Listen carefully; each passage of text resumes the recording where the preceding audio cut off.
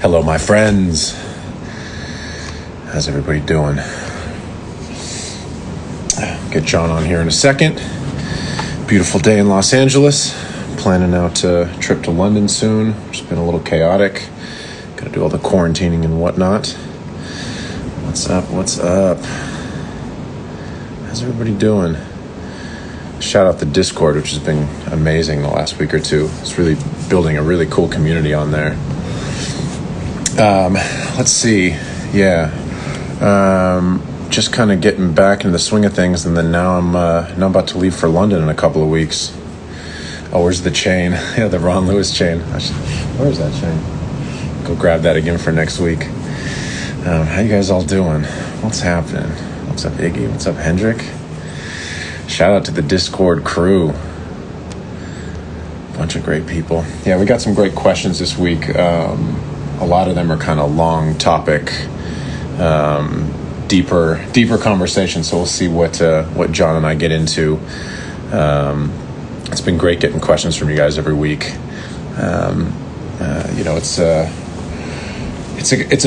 It's a diversity of people out there that are listening to these things. We're getting everything from very basic questions to very advanced questions. So we're trying our best to kind of hit it all. But I'll get back to you guys in the DMs about a lot of the stuff that we don't get to. Let me bring John on here.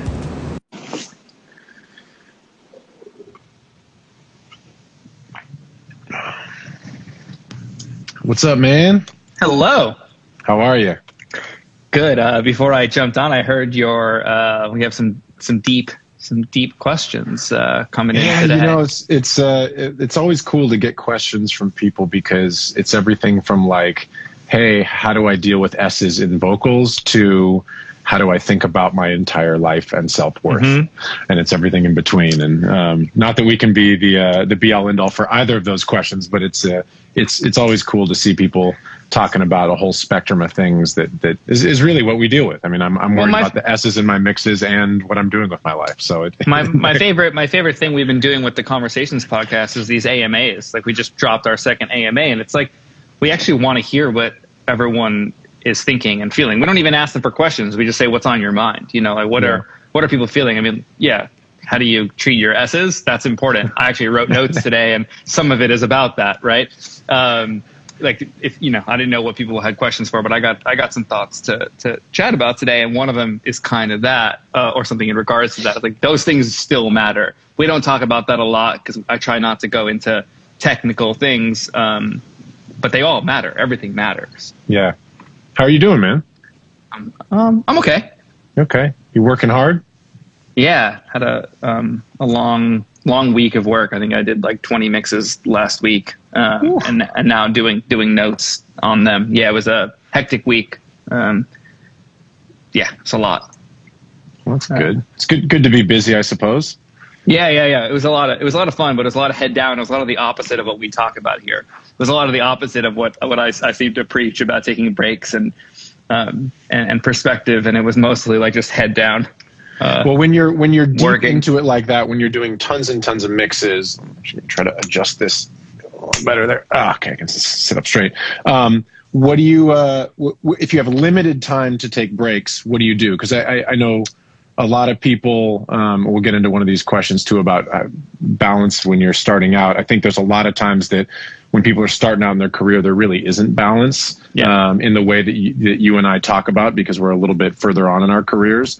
But what do you do if you have a very limited amount of time? What kind of breaks do you take? What do you do for physical, mental health? Yeah, that's a great question, because I was thinking about it this week. I even caught myself sitting thinking, why am I not taking a break? Why am I not doing what I tell the people on Live with Matt Rad to do, or that I do? And I think really what I'm coming around to realize is, well, I do it mostly. So in times like this that week, it can all go out the window, but it's kind of like riding a bicycle where this week I'm already back to it. Like I could have done notes before this, but instead I thought, well, I'm going to take a break from work today to get my head in the game for Live with Matt Rad. And I played tennis this morning. I didn't cancel like last week. I canceled some things, some exercise. Like I didn't exercise as much as I usually do. I wasn't as social as I might want to be as the world was opening up. Stayed in for dinner with my girlfriend more than going out to dinner. Like And I love going out to dinner. I love those kind of breaks. Even if we're going to come back and work after, sometimes she brings her laptop over and she'll sit behind me on the sofa and she'll do some design work, and I'll, and I'll mix. We just kind of didn't do any of that. It was like I ate really fucking fast. We had meatballs in a bowl and, went back to work. So couldn't get my head out of the game. Like didn't even have anything else to talk about except for what's being worked on. And but you're conditioning yourself to have the routine otherwise and understand the importance of breaks. So when those heavy weeks come into play, you got the bandwidth for it. You understand that. You know what I mean? Like, I don't want to say that I even thought about it during the time, because I did negatively think about it. I was like, I got to take a break. I got to stand up. I got to get water. I think we talked about once where I leave my water glass in my kitchen. So like I have to stand up to get water because I get thirsty pretty often. But I didn't. I had it right next to me. I had multiple glasses next to me, and I didn't take breaks. So I'm just admitting that I don't practice everything that I tell everyone to do all the time, but I do it most of the time. Well, this is an interesting thing. It reminds me of thanks, Omer. You're the GOAT as well. Yeah, Omer's having a hell of a couple years. Everybody says such great things about him. He's a big goat. He's like if a goat was around for 10 years and got fat, like a really fat big goat. Can you call him a fat goat? I like that.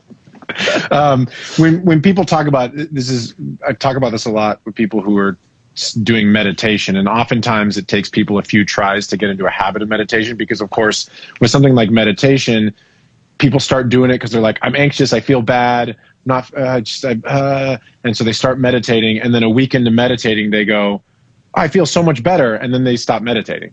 But that's a very common thing, or exercise or health or whatever. Once you start feeling a little better, you just go, I don't really need this, or you prioritize other things because you're not stressing it out as much. But of course, the habit of doing it is part of what keeps you going through the times that are tough. So if you're in great spirits and you have a regular exercise, meditation routine, and you're healthy and you're good, when things get stressful and things get tough, having that, basically being primed or having those habits being built for your mental health helps you through the times that are tough. So I equate that to what we're talking about with habits of taking breaks. When you're in a good flow but you're also being really good about taking breaks, you're working hard, you have a good routine. When things get to crazy crunch time, the next week, the fact that you've been in a good routine can help you when you don't have the ability to do the same sort of break routine and exercise routine and all that. So it was actually doing all these things is so important. Yeah, because it was actually interesting, because for me, I don't think I required it as much, because I felt the true sense of the flow, right? Like I got through mixes really fast, and I don't feel like I was skimping on anything. Like they just got done and people were happy. Some of them are super low improv numbers. Like I felt at my best in a sense. I felt like my breaks and my routine was a rehearsal for that type of week. Where I felt overwhelmed a couple of times, but that was part of it, and I used that to inform and nourish my amount of focused hours, I guess. Yeah, good routines, whether it's breaks, whether it's whatever your habits are, having them through challenging times and easy times is really the measure of consistency, and will help you the most. Because also, let's be real, I mean, I was excited about it. There was nothing about it that I didn't want to partake in. It was all things that I wanted to do, things that I said yes with, with flying colors. Like there was nothing about it that was, I got to do this. There were a couple of bad edits and things like that have to be sorted. But exactly. I love that. You're just raising your headroom. Exactly. I consider all of that. And back to, you brought up meditation. There was one day where I didn't, and I think I don't know. I didn't get to tell you about this, but I mean, I think you knew that I hit 2 years every day in a row. Yep. And I've missed one. Like since that, I think I've missed one day of not doing it. But what I thought about that day was I didn't do it on the application, so it's not tracked. Like the streak isn't there. But I was mindful during the day at some point. Like I knew the practice is so consistent where there was a moment of reflection and focus on breath. And there was a moment of, and I'm sure that the entire day of work or the entire week of work was meditative, because there was so much deliberate focus on little things. And I love that. There's a question, let me see if I can find it, which kind of relates to this in a sense. which I thought would be cool. Oh, Colin asked, I'll answer first. You may disagree a little bit. Maybe you'll agree. I'm not sure. Colin asked, how do you talk about balancing a day job and music in the early stages? And I have kind of a blunt answer, which is I don't think there is balance early on. I think if you have a full-time job or a part-time job or some other serious obligation, if you want to make music your profession, it will be very, very difficult to have a balanced life coming up. I think almost everybody I know who's successful in music had a period of their life where even if they were working day jobs or had other ways that were, to get income, because you got to live and you're not making money in music yet, these people you just go absolutely nuts with it. I mean, I was working my quote unquote day job from 19 to 24ish was working under Eric Valentine, starting out at $7 an hour. And that's how I made money and survived. And then I worked like 10, 12-hour days for him, and then worked another 4 or 5 hours each day on my own shit because I wanted to become a producer. I didn't want to be a cable rapper for my career. I was producing stuff on the side. So it was like, I just worked like 16, 17-hour days, 6, 7 days a week for a few years. Like, I think the idea of balance is very important, and it's important to think about it. It's important to start building habits. Like we're talking about taking breaks, exercise, routines, things like that. But the idea of having balance in the sort of cultural sense of, oh, I'm going to do this, and then it's going to have a nice turn into this thing, and then I'll get a good night's sleep, and it'll be nice and balanced, and like the pleasant balance thing. I think, this again, like I don't recommend everybody going to music because your life kind of has to be out of balance for a while you figure it out and grind it out. You got thoughts on that? I do. I never had a day job, so my perspective is going to be a little bit skewed. Never really had a job. I worked for my father in my young teens, cleaning up his shop, learning how to solder speaker parts together. He used to repair hi-fi gear. But that was before I knew what I was actually going to do. So that doesn't really count because there was no real balancing act to participate in. But I don't think I've ever felt balanced. I think now I've shifted my perspective to realizing that there's something there to work on and to try to attain. But it's early days. So I'm kind of with you on the side of I don't think there is balance early on in a balance in creative entrepreneurial fields. I should say I think it's a luxury. I think it's a luxury you get as you get into your career. It's a luxury and also an illusion. Like it's something that it's like a mirage where you think you're going to chase it, and then you think you found it, and then it's gone right away. It evaporates because it just shifts. Like the perspectives and the priorities shift to different places. Like it could shift to your relationship. It can shift to death in the family occurs and the priorities shift. There's going to always be a shift out of balance. I can't even imagine a life that is fully in balance. It sounds like a mirage. Doesn't sound like a goal worth orienting yourself towards, versus maybe finding some sort of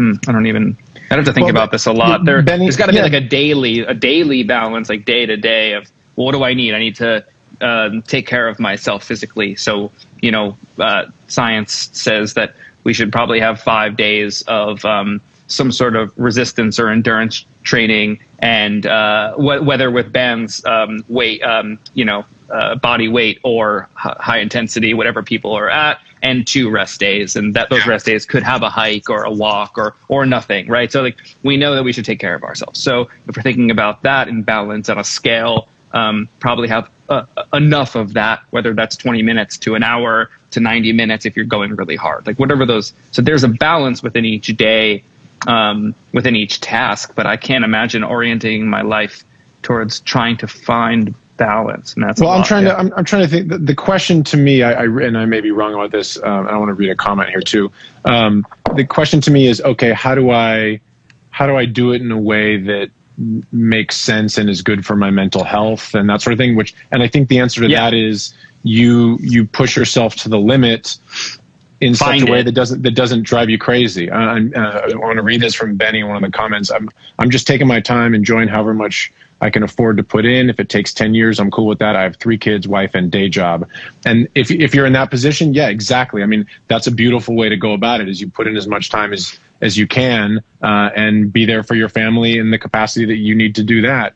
And I think those things are really beautiful and really important. I think it certainly makes it harder the more obligations you have. That's why so many people like you and I were grinding a lot harder when we were younger. And neither you or I have kids yet, but the friends of mine like Kian, who's been on here, and others who are having kids, it changes your focus and changes priorities. And that's, everybody's life is going to be different. I just say that the idea of balance as like, it's going to be I'll find the balance overall in my life is kind of that's a tough thing to try to find, because music and creative entrepreneurial things generally are just incredibly competitive, and they're full of lots of insane people who work insane hours. So if you're trying to get to a certain level, it takes a lot of time and a lot of hours. Oftentimes life doesn't feel particularly balanced. Well, there's 2 things that I want to. One is to piggyback off that and then take it somewhere else to a word you just said, with competition involved in this conversation, because I was thinking about that on the way home from tennis today. But you gotta do a stress test on the system. There's a reason why we lift heavier weights than we think we can, to see what our max is, and how far we can run to the point where we can't anymore. There's a reason. So when we're talking about finding the balance, or I'm working a 9 to 5, and then like you said, you did X amount of hours wrapping cables and being an assistant at a studio, and then you found that 4 to 5, 6 hours after that you could work on your own thing. We need to get reps in, so you gotta get the reps in. You gotta mix records.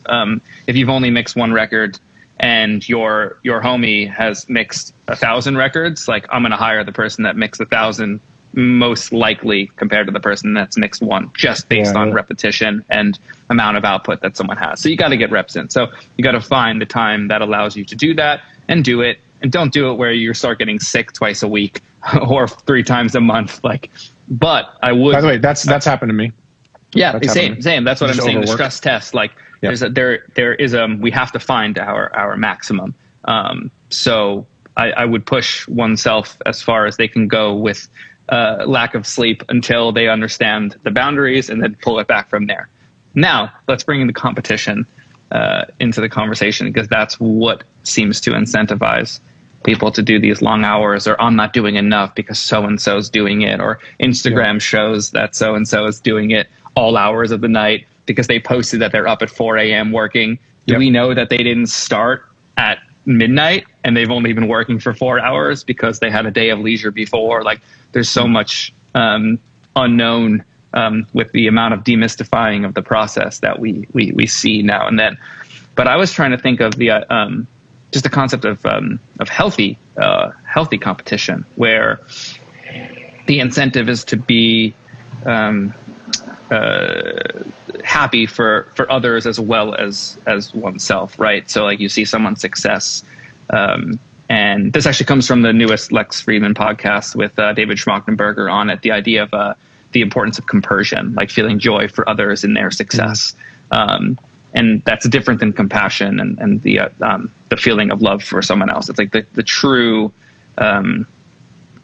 sense of joy in the success of others. And then that helps you get to where you're going, because you see it and you're inspired by it, and you want all the best for others. So there seems to be a negative sense of competition that the incentive of going longer hours is stemming from. The idea of addiction to things, right? The overconsumption of gear and the addiction almost to all the wrong incentives. Like, you're supposed to do this because this person does this. That's not really a good enough reason, because that's not going to work for you necessarily. And it could, but it also might not. So trying to find a healthy balance of competition and the importance of competition seems to be more interest to me than the balance of life. Finding the competition that makes you excited. Like that's what you ultimately want out of all of this. Is you want, you can.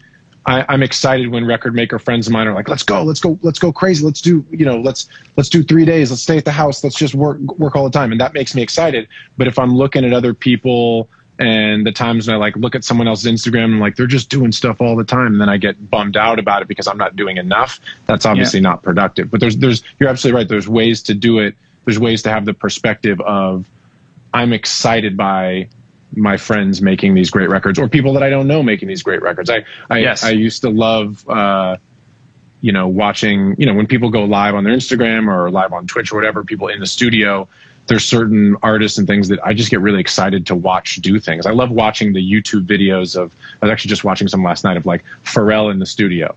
Like that guy's got like there's an endless amount of those, it seems, although I think I've actually reached the end of them because I've watched all of them. So there's not an endless amount, but there are many, many hours of watching Pharrell in the studio.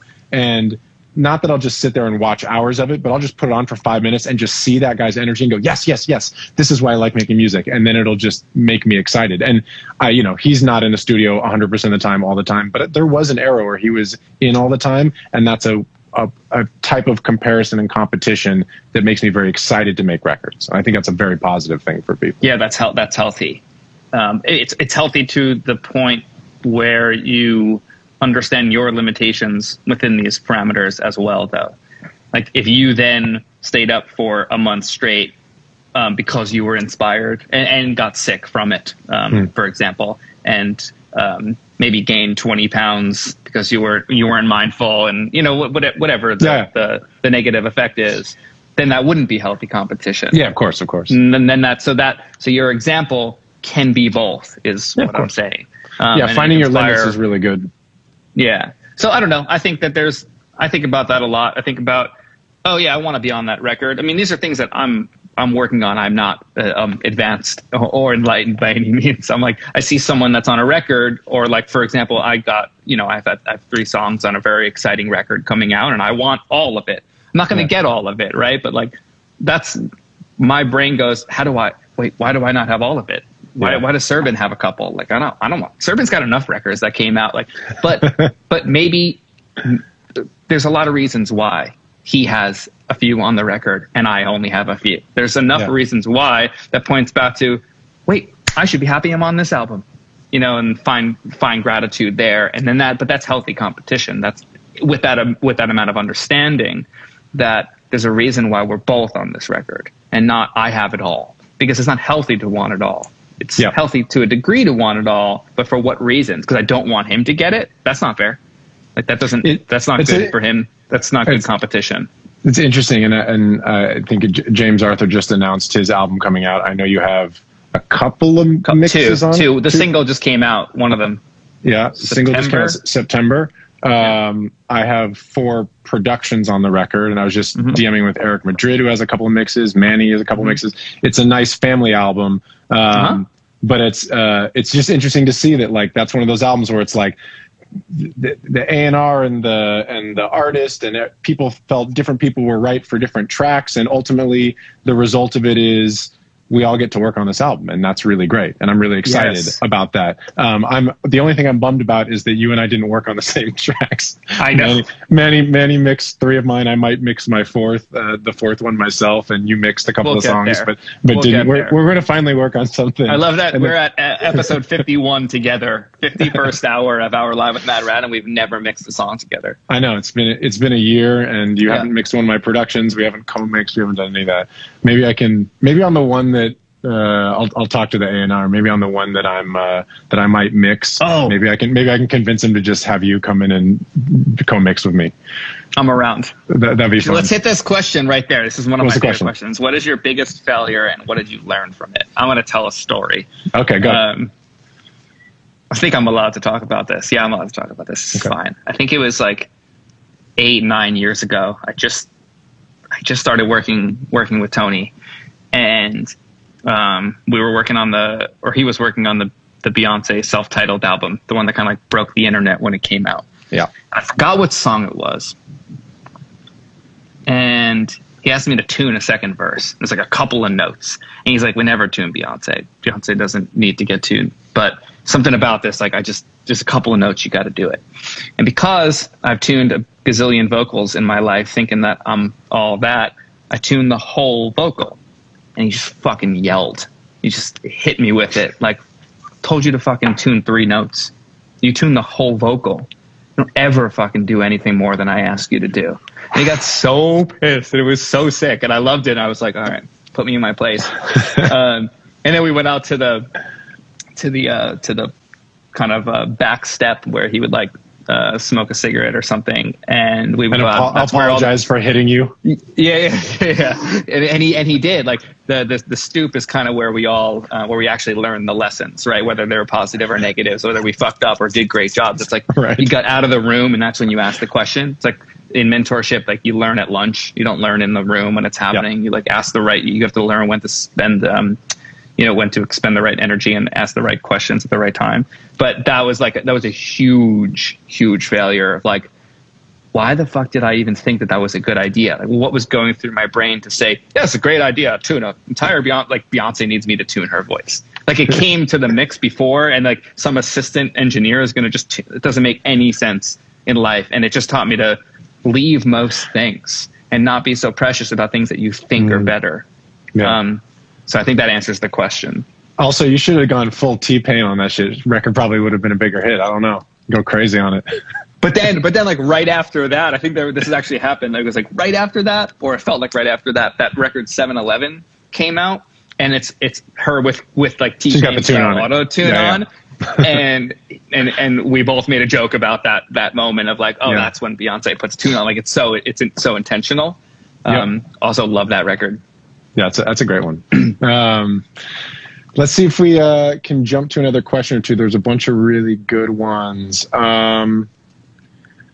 Okay, this is sort of a long question, but there's a few ways to think about it. And I got one answer, and then I'd love to hear what you think. Body Hunt asked, I would love to hear y'all share some mixing and production horror stories, rescue projects and the techniques used to save them, drum replacing, re-recording the bass without telling the band, heroic vocal tuning. I'm curious how y'all have handled bringing subpar records at your best level. I remember my first manager years and years ago sent me, and this is going to kind of answer the question philosophically, but then we can talk about some specific stuff.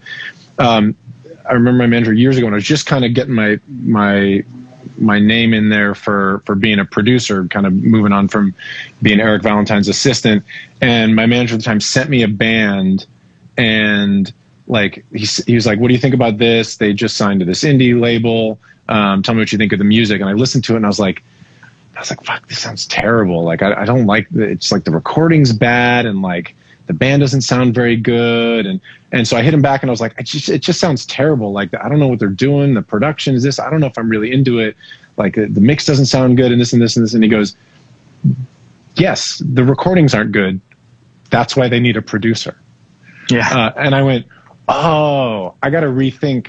Okay, now I'm like a professional at this. What is my job?" And I think to answer this question, yeah, there's a million stories all the time of nightmares, overstating it, obviously, because we make music. Like what's a nightmare when a vocal's out of tune? But like, that's what our job is. I actually love, like, give me the problem, give me the difficult ones, give me the ones where the drums are recorded horribly and you need me to save them. I'll figure out the samples and figure out how to chop things up. I can mix it the right way. I can replace stuff. Like, I feel like I don't get things anymore and go, "Oh, this is really bad. This is tough. I'm just this is my job. Like, this is why you give me the money and why you hire me, is because I will take whatever you give me and take it to the absolute possible limit." And yes, there's conversations I've had where I'm like, "Hey, I don't know. Like, I can't produce this chorus into being a huge hit chorus because, there isn't a lift and it doesn't do this and what you're trying to do." Like, there's definitely those sort of things. So maybe that's the answer, is I take it as far as I can possibly take it, but I pride myself on being able to face the challenge of a really difficult track that someone gives me. And granted, I'm not doing exclusively mixing. I'm doing a lot more production. So I have a lot more leeway of like, hey, I'm going to redo this. I'm going to replay this. We need to recut the vocal. But that's why they hire us. I mean, the things that bum me out are not challenging projects, but challenging people. That's the part that is I think tougher than like the recording quality isn't good or something like that. Because that stuff, it's just a conversation and you figure out how to do it. And that's, I do so many different things in the process that I like getting the challenging, like messy project to then fix it up, because that's why people hire me. I don't know. Do you have thoughts on that from your perspective, mixing otherwise? Yeah, the story I just told kind of sets the terms for how I feel about that. There's usually something intentional about what people send you, especially in the mix phase. I understand the production phase. That is why someone needs a producer. But sometimes the producer doesn't do everything that they need to do. And then it takes a trusted finisher to do what you're talking about. Yeah. I tend to not, on a technical sense, I tend to not sample replace. I tend to not change sounds. But for example, on the record that I just did last week, there was no bass, really. The bass was an octave too high, and it's potentially bad monitoring. And it's like, why is there no low end in this record? It's kind of a emo-ish rock production, so I understand you want that overdriven, maybe Fender Mustang bass sound. But why is there no sub to feel competitive like every other record that comes out? So I dropped it down an octave, but I kept the main tone of what was there. So I added duplicated, added a sub. Yeah, so it had sounded sick, and it was awesome. So like moves like that will be made, but really what we're talking about is like how do we hear music? How do people that have like a lot of output and consistently hire like lot of reps. A lot of reps. And I think another quote comes to mind. I wrote this down today, same podcast from Daniel Schmachtenberger. If a job is worth doing, do it beautifully. And he was referencing the idea that he was building a house with his father when he was younger, and the wiring was run perfect. And he asked his dad, like, why? It's going to be behind drywall. And that's when the quote was dropped. Like, if a job's worth doing, do it beautifully. Like, every detail should be beautiful, right? So back to earlier, the conversation of S's and fixing S's came up. That question's like, no double breaths, no clicks and pops. These are things that can be attended to and take pride in, right? Like, I have a hard time with the word pride in general, but I don't think you have to take pride in oneself to take pride in work, right? And pride in art. So take the time, and that's where I come into play. I clean a lot of things up like that, and not just destroying the vibe. And like if there's noise and things, sometimes that's cool, right? But there are certain things that are just they're distracting from the journey of the record, right? So that's what I think. That's like digital clipping is one thing, but digital pops they're not timeless. They're not interesting. There's nothing about that. The way a sample flips and is duplicated, and there's a pop on the end of an analog transient from a vinyl record, is different than a bad loop because someone was lazy and forgot to crossfade. That's never going to be cool, and you're not going to hear that in 20 years. You'd be like, sick move, man. That's so tight. Yeah, there's the occasional like on some of those Timbaland samples where you hear just like a little click at the beginning of it, and that's part of the effect of it. But yes, but it's not really digital. That's like a MPC. That's like where the sample. It's a little bit. It's a little different. Yeah. It's rounded off because the converter that's in that piece of gear, right? It's different than a Pro Tools non-crossfade, right? So that's the care, the understanding of all those details is what matters. This is such a big point. The care. I will say that. Like, can I just like interrupt real quick? No, please. I'd say, so I get hired a lot to finish productions. I do a lot of writing. I posted a story a week or two ago with a bunch of songs I worked on. Probably co-wrote 2/3 of them. But a lot of the stuff I get hired for as well is finishing productions. And a huge part of what I do, like the big secret, is I just take the time and I listen to the vocal all the way through, and the double breaths or the parts that aren't crossfaded, or like the second S of the same word in the chorus is different and messed up, so I copy it out. I get rid of clicks and pops. I get rid of half breaths. There's a lot of half breaths when people bounce stuff when they're cutting their own vocals. So you just get like, you see the normal breath waveform before the big waveform, and it just starts here. So I just take a breath from somewhere else. So I just listen to the vocal with compression on or with some sort of saturation, like you're talking about. You turn it up all the way so you hear where all the breaths are. You max out, like you were talking about last week. You max out the Faraday, the Faraday limiter thing. Good hertz. And so you just hear everything in the vocal, all the background noise, all the breaths, all the clicks, all the pops, and I just go through and take all that stuff out. And if I only did that, it would make almost everything I do sound better. Like when I get hired to do something, there's so much care that can be taken. And like you said, I think you said it beautifully. It's not I don't have the pride in me. I have the pride in the music and the work and the art. Like, I want to be a part of something that's great.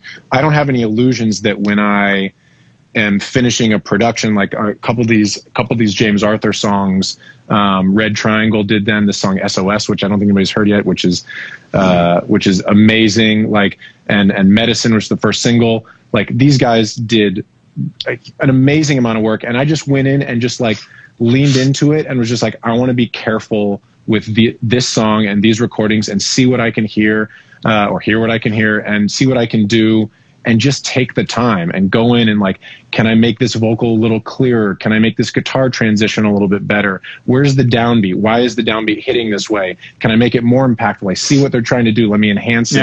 And it's very much probably one of the main reasons you and I love having these conversations is our brains work very similarly, but we do kind of technically different pieces of the process, because you are more of a mixer, sound designer, finisher, and I'm more of a producer, writer, sound designer, finisher. But but I come at it as a producer. Exactly. I hear the record as a producer, and I make mixed moves. And as a producer, I come in and go, I think we can get the high end a little bit clearer on these S's. The saturation isn't right. Let me see what I can do. And I think really the care more than anything else is what has separated me from a lot of my peers. And it's really a pride in the art and the process and care for other people's work that I'm a part of. Well, this is like I think the underlying layer here that I was thinking a lot about this morning is and back to the overconsumption and kind of the addiction to the wrong incentives, which is output, make 100 beats a day, 100 beats a day, or 10 beats a day, 100 beats a month, or whatever it is. Those are great. Like we talk about reps. Those are great. You're gonna get 1 out of 100 that's dope. Like, that's great. That we need that 1 to come out of the 100. But someone, if it's not you, then has to spend time finishing it and making it a record. A beat is not a record. That's why Rick Rubin exists. There's no reason to even think that a beat is a record, because we know from history that records tends to take more than one person to create the majority of the records that have come out, that have had mainstream mass success, right? So we see the overconsumption of gear, DAWs, all the tricks, the tips, the tools. Like, that's what people are incentivized to participate in, not stepping back and what I like to call the unmixing of the record. Like Kid Cutler just said, I end up overmixing if I skip the cleanup. Yes. Like, I reveal these things in my process for people's records.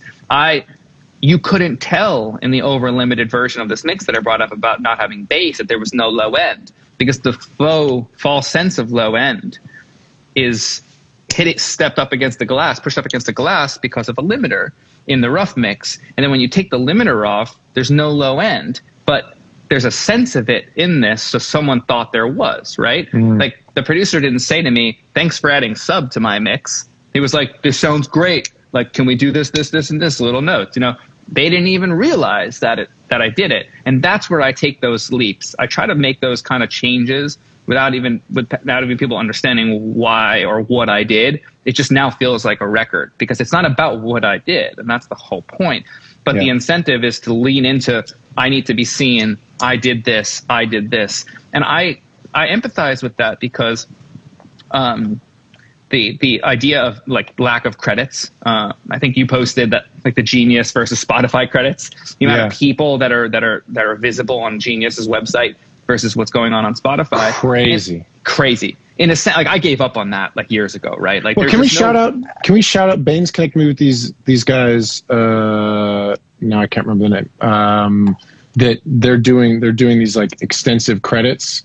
I forgot. I know who you're talking about. I forgot their name. But that's the reason why Instagram has then taken over. Like, I need to be seen doing this, and like I said, I empathize with it because that's how I get hired. People see that something came out, and that's how I get more work. It's very rare that someone's like, "Oh, I found your credit on this thing," but that shouldn't be the incentive structure. I mean, I think to be seen or to want to be seen for your creative projects is fine. Like that's not like I have like probably 10-20% of that. That's not what drives me, but I understand it enough where I can admit that I have some of that. I really I want to. It's a social thing. Like I want people to see me as you know, capable and talented in my field and respected. And I don't want to be famous, but I want to be respected in my field, and I want to like leave some sort of mark behind. Like I can admit that about myself, but I'm doing it, like you were saying, for the record. And when you unmix a record and you expose these mistakes or errors, you have to fix them, because a lot of people actually don't even realize that they're there because they're worried about other things. And that's okay. That's why I exist. That's why you exist. Is to take care of those things. It's why you exist. That's your job. That's your job. And it's Jaxsta, JAXSTA.com. I guess I already found it a couple of times. They have really extensive credits. I don't know if they're... Yeah, Jaxsta. That's what it was. Yeah, they're great. So people should go support them. So someone says vocal microscope. It's an everything microscope. It's going in on everything. Like one of the... And not necessarily to change it, but just to understand what's happening. No, to expose everything that's great about what the producer and the artist and the writers added to the record, right? Like one of the first mix I did for this band that I'm really excited about mixing for. There's so many beautiful musical layers. This is high level musicality going on. Every player on it, it's just incredible. And there's just so many nuances where, like, if you clip gain up the whole record or just turn the waveform view up, you see these little things and you turn them up and it's like a crazy slide and like a quick guitar lick. And Ivan, yes, you do know the band. And I'm just turning all that stuff up. And then mix note back, and the first mix was like, I didn't even know half that shit was in there from the producer. Like, that's great. That's the best, because you're not doing it to change. I'm not like taking their, ooh, that's a weird note. It's like, it's actually pushing up into their face all their insecurities. Like, why did you hide that beautiful shit? What made you think that was worth turning down? And so many of the things that I've been taught by my mentors over the years, like, I want to get the fear out of the record. Like, you decided to put that in there and you left it in the session, it should be there. And if it's not good, mute that shit. Like, before I get it, because I'm not going to mute it, because I'm going to turn it up, because I think the weird shit's the cool stuff. You know who also has a very similar perspective, which is going to make people laugh, is Simon Cowell. That's what I learned from working on One Direction records and X Factor and Little Mix and all those things. He's like, if you're going to have something, like if it's going to be a snare drum and it'd be a big snare drum, make it the biggest snare drum. Make it loud. It's like, if there's something in there that's like subtle, why do we have it in there? No, I love that note. Like one of those big reverb snare drums that happens on beat 4, like out of a chorus into a verse, or the opposite. Like, I tend to take like the Spectre and do a mid-range boost and like go really far with it. And every once in a while it lands and people are like, yes, like that's the energy I was looking for. And sometimes they're like, hey, can you turn down that snare? It's like, well, why did you put a crazy loud snare there then? Like, oh, it's supposed to be subtle, more of a feel thing. I don't believe in feel things. Like, if you don't feel an aggressive 80s reverb snare. That in 1982, they didn't turn that down. They turned it up too loud. Yeah. So if you want to go for the reference point, like, let's be bold. So my first pass is always going to try to bring those things out. Anyway. And of course, the caveat being there are lots of times for very subtle records and subtle performances. But I think by and large, people are afraid to go big on their records. There's a lot of fear. Get the fear out of the records. Get the fear out of the records. And then again, that goes back to incentive structures. We're not incentivized to create something that no one's ever heard before. We're incentivized to copy, right? The amount of times that as an A&R says, hey, can you make it, like, we're going for this thing. It's like, well, that thing came out last week. Why are we going for that thing? Like, let's go for the thing that hasn't happened yet. or a thing that happened 20 years ago that we can make sound like a current record, right? I never understand why we're chasing. I understand chasing in your early part of your career to copy and learn how Dr. Dre, business people chase, but creative people should not chase. Yes, but they do, because the incentives are there. Totally. I'm saying they shouldn't, though. I mean, I'm agreeing with you. Yeah. The business people are in the business of doing things that are going to make them money. And the most consistent way to make money is do something that's already made money. But as creative people, that's our tension, is we got to push to the next thing. Because again, taking pride in the art, it doesn't do anything for the art form to just do the same thing that's already been done. Yeah. Take pride in the fact that you're a part of this community that's making creative things, and be bold and make, interesting, out of the norm mistakes when you miss. Like it's something that my former manager and dear friend Maria Egan said. It's like you want to miss left. You don't want to miss in the middle. Like when you're writing something, you're making something, miss like way too far that way. It's way too much. Don't be like a boring version of a bad near bullseye. Like that's the worst thing in the world. Yeah. So many times in the writing room, whether it's me or friends, like kind of before I doubled down on the mix thing, things that were missed, that were left, that style of record became popular 4 or 5 years later.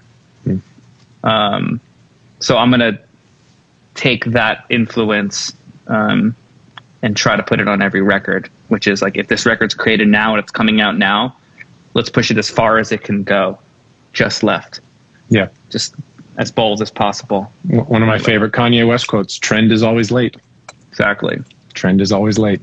What else we got? Let's see. Alkaline Wave asked, have you ever used Reaper? And then thoughts on Pro Tools as the industry standard. I have not used Reaper. Pro Tools is not the industry standard for everything. I know what the question means, though, that Pro Tools is sort of the main program that if you're going to be literate in something and be a recording professional and work on lots of different things, Pro Tools is probably the most ubiquitous. Let's let the Discord answer this one. Do we have anything else? Well, what do you have any thoughts? Too many opinions. I think Pro Tools, when you take stems out of Ableton and you put them into Pro Tools, they sound better. They sound bigger. I've done this. I've made beats in Ableton and I've done the experiment. Well, I'm not talking about the technical stuff. I think we've talked about that a lot. I just because I know you don't want to talk about that stuff, because we've talked about it in the Discord, and please go over the Discord. Well, Bradley over there Pro did Tools amazing. Emulates the gain staging of an analog console, like the way that you would have inserts and busing, and then a fader, and a small fader, then a large fader. It emulates the conventional, the conventional wisdom from decades prior. It's probably the best for audio editing. Kayla just said that. Yeah, it's the best for audio editing, zooming in on waveforms, comping. I don't know. Whatever works for people. Like it's hard to say. I think that I don't think the question is what should you use, but are there better things out there than Pro Tools? Is there improvement? No. You as someone who uses Pro Tools all the time, are there ways to improve it? Are there things that people can take from Logic? I don't know. I know it's not a technical question. I think Pro Tools. I think Avid should install a sampler into Pro Tools like Simplar in Ableton, and then they would get more producers to be able to use their software. I think if they up their production game, I think there are ways to improve the software, but as a mix software, it's unparalleled. Yeah, there's something about it when you're processing. I like the limitations. I like the limitations that there's only 10 insert slots, meaning in Ableton you can just put endless amounts of plugins on. I think endless capability is actually a negative when it comes to mixing. I think less is more. So I tend to not have more than 3 or 4 plugins on a thing. It tends to be 1 or 2. So I like the limitations that Pro Tools offers. Like on a console, you'd have like 4 main buses. You'd have to otherwise mult out and create more returns at the end of the console if you have access to it, if you don't have too many tracks. So I like the limitations in that sense of the workflow. If you can't get a desired outcome of a sound without 10 inserts, then you probably need to rethink that sound. Yeah, I mean, I don't know that I don't see any reason why you couldn't have a million inserts. I don't know if I have a strong opinion on that. There is something about, having spent a lot of, I mean, I basically use Ableton to create almost exclusively now, but I still finish things in Pro Tools. I still mix in Pro Tools. I've used Logic a bit. I used to use Cubase. I've used FL a little bit with other producers. There's lots of ways to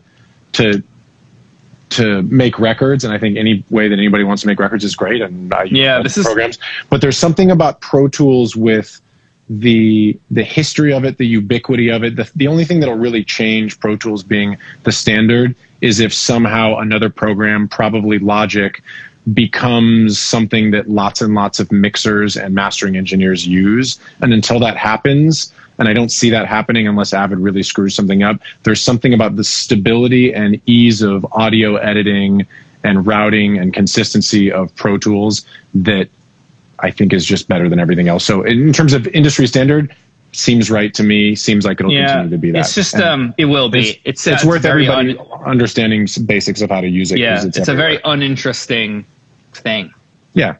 Logic is very well-rounded. Yeah, I mean, what DAW you use is very uninteresting. Well, I don't think. Sorry, I probably should have prefaced the question better. I don't want to have a what DAW should people use, but Pro Tools is the one that most people use for.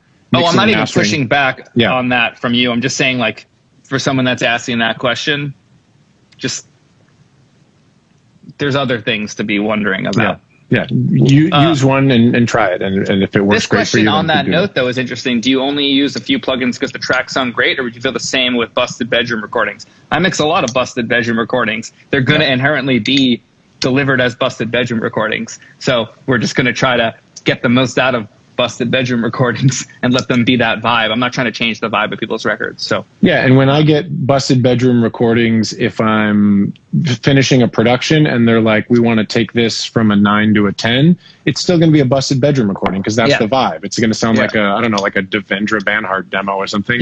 That's what it's going to be. That's what it's going to be. It's all good. But in the end, like you can't turn a busted bedroom recording into a an Abbey Road session sounding thing without actually going to Abbey Road, in which case it's no longer a busted bedroom recording. A couple people asked about this in the last few weeks, and maybe we do it next week because people have been asking about Ratchet Suit asked, love how Jon went blunt on what he charges. Would love to see you guys discuss more business. I actually did some email exchanges with my managers and attorneys because I have a much more complicated fee structure and history of different things I'm doing. So I think I've got a good sense of how I can talk about my end of what I've charged and what people charge and the history of all of that. So maybe next week we can do a what we've charged, what the arc of it is, how we do deals, that sort of thing. We've done a few, if people haven't seen them, we've done 1 or 2 full episodes on the music business. And I think those are worth, somebody asked in the chat as well, or asked a question about how do you pick a good manager. We did 2 full hours on this topic. So I encourage everybody to go watch that. if somebody in the chat there can shout out which episode it was. We did, I think, 2 on music business. And we talk about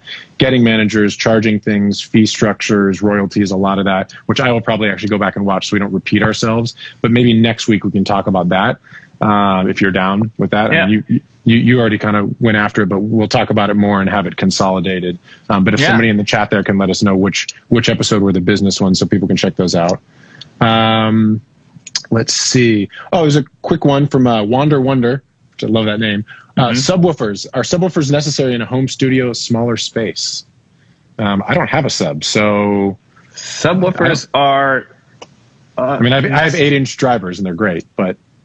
Yeah. Subwoofers. It's all about bass management in a room. It is. Yes. This is not an easy answer. We don't even have enough time. Subwoofers do not make things better or worse. They can make things. Well, subwoofers can make things significantly better or significantly worse. And just throwing a sub in your bedroom is probably not going to help your bass response. It's going to add more low end. But the thing I will say, is notes of 808s and bass drums and the pitches of them, it's helpful to have a subwoofer that's very subtle.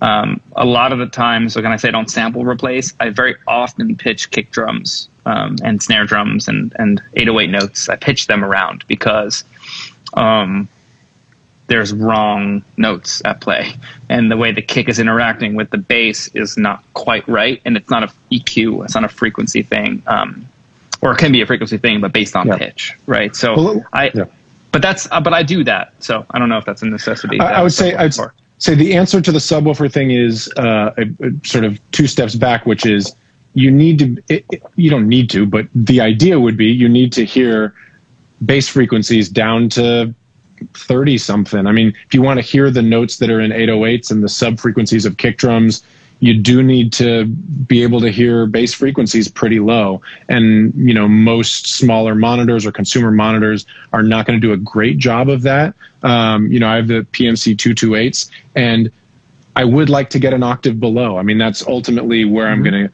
go. It's great for now, and I can hear everything pretty well, but I can also hear that I would like to have some cleaner, 35 cycles that I can really hear beautifully and cleanly. My room is not really set up for that.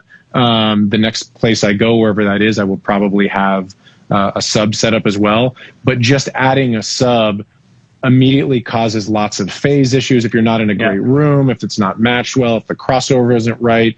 There's lots of ways that just adding a sub will add more bass frequencies, but can totally screw up phase, give you a lot of nodes and cancellations in your setup. So just adding a sub, really, it's hard to answer that question without knowing what your setup is. You do want to be able to hear low frequencies, of course.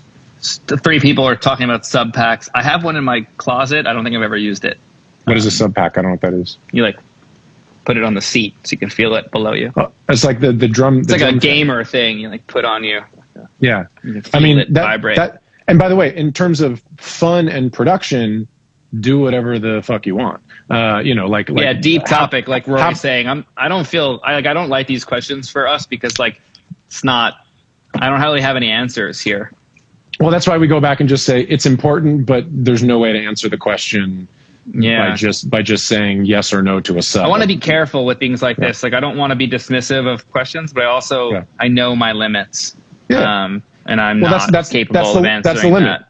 Yeah, you want to be able to hear low frequencies, but whether you add a sub or not there's so many different other factors to that. I want to end on a thought. Go ahead. I want to end on a thought. Oh, really quick. Bradley, slow and sound. I pinned it. Music Business episodes 25 and 26, number 25 and 26 of Live with Matt Rad. John and I have talked for 2 hours about the business. So please check that out before we talk next week. So ending thought, John.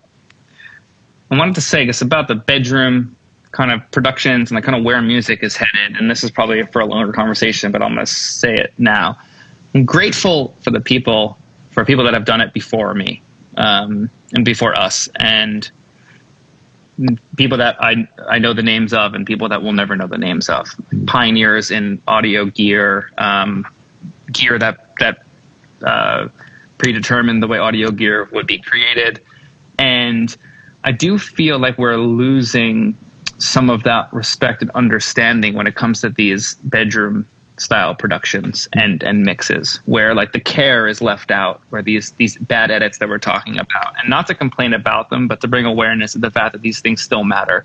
That vibe is really important, and it's great that there's access to a DAW, that you can get Pro Tools for free, you can get Ableton, you can get all these things, and you can have access to the creation of music. But the way I see it, it's like the idea of actually, I'm not going to say what I was going to say there. You don't want to completely demolish systems that are working mostly to start over. You want to kind of incentivize things to move in a better direction and revamp thoughts on how things can work instead of demolishing and rebuilding, right? So we know that an audio engineer is important. It's a role that has sustained for this long. We know that producers are important. And we know that vibe is important. So I think care and understanding of the craft and the importance of all of the aspects is what's missing. And when the questions come up like this, that they're not as interesting to me, because I think there's better use of yours and my time and thought and an understanding of where things are at now that will help younger people that have a sub or don't have a sub, or have a sub pack or don't have a sub pack, to do what we do earlier than us for the right reasons. And I just think that's more important for what you and I have to offer the community. I think I disagree with you, but yeah, we're at an hour, so maybe we hold on to the next. I mean, I agree. I agree philosophically with the idea that it's great to have people that take what we do very seriously. But I also think it's fine for people to wonder if they should have a sub and they should make a bunch of Fruity Loop. If there's a million more people next year that make Fruity Loop beats on a pirated whatever, and I think that's awesome. I think the more people I making didn't shit say about that it wasn't. Then you misheard that. No. This care and vibe can come out of bedroom sessions. I precursored by saying, of course it can. Like I know that. I don't think there's anything wrong with that question, and I think it's helpful to have people like us who do take this very seriously. And I think you're right that we do, and that is a big part of our contribution to the world. But I think it's good for people to ask those questions so we can go, that's not as important as you think. It's what are you trying to get out of this? Let's think about the things that are important, and then you can address the question based on that. Yeah, that's what I'm saying. I'm not saying that you can't have care in a bedroom. I mean, I mix in my house. It could be a bedroom. I can sleep on the sofa. There's a lot of care that goes into all of that. What I'm saying is, a lot of the time, for someone that's mixing hundreds of records a year, there's a lack of care. Yeah, that's why you get paid the big bucks. I'm sure all 20 mix engineers that we mentioned or discussed last week would also agree that the majority of it is lacking that nuance and care at all levels, the highest and the newest. Yeah. I don't know. It doesn't bother me for some reason, because I think there's still amazing people making records. I just think there's more people making stuff, and if that means that there's a smaller person. But output versus quality of output, like total output versus quality of output. I love that it bothers you, and it just doesn't bother me nearly as much. But that's why you and I are friends. We can disagree on things. Yeah. Or have it's not even disagree. It's just that I think it affects you more. But also that's why you're a mix engineer, and I'm just like wacky producer, writer, kind of mix engineer, kind of whatever, and I just do whatever all the time. But your brain is built for taking a huge amount of care with the mixing process, and we need people like you. If we didn't have you, I'd complain. It's not about the mixing process. It's about how music feels in the end. I'm talking about the beginning of it, the inception of the idea through the end of the process. I'm not seeing it from a mix point of view. Yeah, I didn't mean that you're exclusively talking about mixing, just that it's important for you and people like you, and like the mixers that we talked about before, to be in that position where you're at the end of the process and looking out for those things. If we didn't have people like you, I would be worried about it. But I'm not worried because people like you exist. Agree, but that's what I'm saying. Is the grateful for the people that have done it before us. Yeah. Is that I think they'd be a little bit bummed with how things turned out versus where they're actually going. It reminds me of Sinatra saying he hated rock and roll because it was music made by amateurs. Because he grew up in an era where everybody was orchestrating, and then you get a bunch of moppy-headed British kids playing 4 chords, and, that's amateur music. And he's right. The Beatles were amateur music compared to the Dorsey brothers, and it's okay to have opinions about both of those things. I'm on the side of let 18-year-olds make crazy shit. Some of them will end up taking it very seriously and refining it, and some of them will make a bunch of nonsense. And we're increasingly in an era where more and more people have access to it. And that doesn't bother me as long as there are people like you, and presumably to some extent people like me, who want to go really, really nerdy on it. I don't think we disagree really, but I just think we don't. But I think what you're saying is the same thing, because the people that are watching this and are listening are most likely interested in being in a position where their records are standing the test of time and touching a lot of people. And that's what I'm talking about. And I love it. and that's what we're here to do to try. So I think that help the next generation, whatever that is. The use of the questions that we choose and the conversations that we choose to go down. I hope we disagree as we move forward in our life. I think that's what all I was saying is that I think we can be a little bit more honest about that. And I think I and you can do a better job at being more discerning into the importance of the longevity of our crafts. So we'll end on. Yeah, I'm sorry. Please. I'm interrupting you. No. That's good. I'm good. We'll end on John answering the question. You should totally get a subwoofer for your apartment. I love you, John. Next week we'll talk about business stuff and rates. I'm gonna go jump on the Discord. Thank you guys as always. We have fun. I like that the last thought took another 10 minutes too. It was great. No, it's great. It's the best. All right, love you guys. Thank you. Love you. Bye. Peace.